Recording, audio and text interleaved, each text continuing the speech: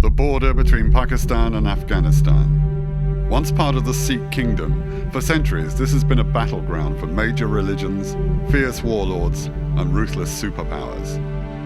It's seen many acts of courage, heroism, and sacrifice.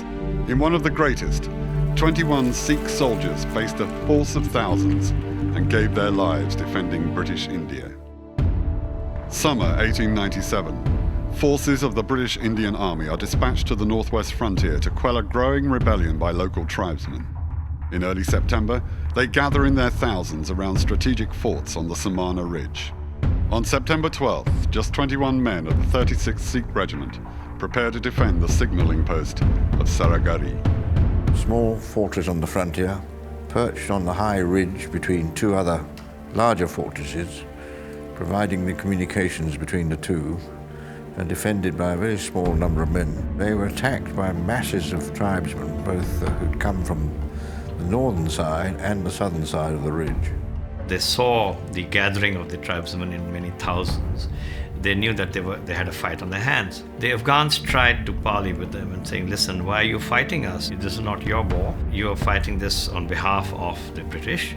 All we want is the British out from here. And to that, they were given a very, very abusive answer. At Fort Lockhart, the British forces were pinned down. Their commander, Colonel Horton, could only watch helplessly and monitor signals.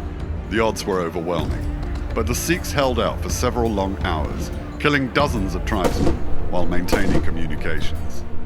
In the end, they were defeated by the fort itself. Tribesmen breached the wall. It was the beginning of the end for the 21. The last man standing was the signaller. He eventually asked for permission to stop signalling, folded up his equipment, and then went out to fight and to die.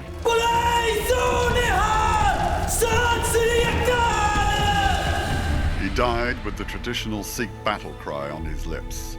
He who cries God is truth is ever victorious. The mission of acting as a relay station was the last thing to go against overwhelming odds. You need to appreciate that from a military perspective as being absolutely crucial. The mission was not to hold the fort, it was to hold the fort in order to signal. 2 days later, the men of the 36th Sikh entered what was left of Saragarhi, reduced by fire and explosion. The bodies of the 21 were found naked and mutilated. If anything, Saragarhi only steeled the Sikh soldiers even further for acts of bravery and warlike actions. The Tirah Campaign lasted until January 1898, costing many lives, including that of Colonel Horton himself.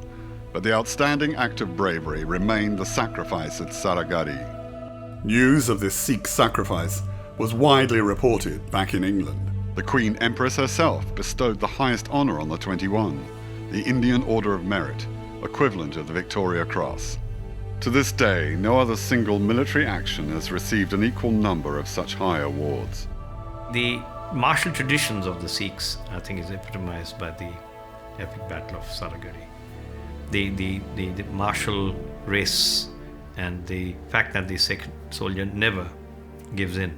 Here were some very gallant soldiers who died to a man defending their post. An extraordinary story, and remains so today.